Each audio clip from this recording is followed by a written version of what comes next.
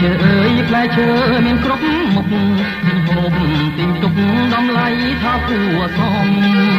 ផ្លែឈើអើយផ្លែឈើមានគ្រប់មុខទិញហូបទិញទុកដំឡៃថាគួរសមមុតមានសាមាលហងទៀតជែកទុំមានញាតាអ៊ំអញចេញតាមត្រូវការ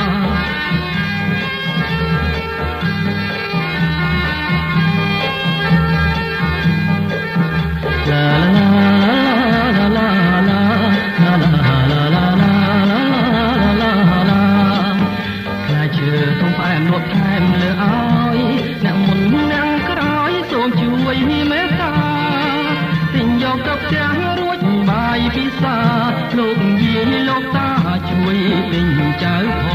ង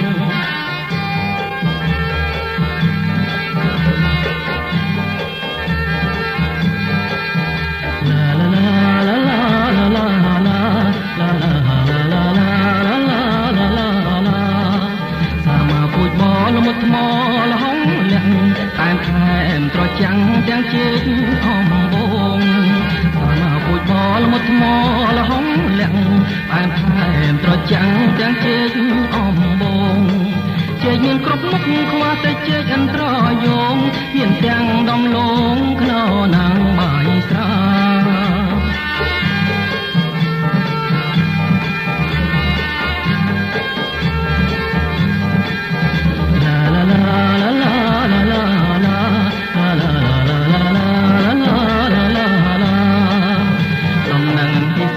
ចេញពីខ្ញុំមកស្រីក្រមុំនៅម្ដុំនេះណា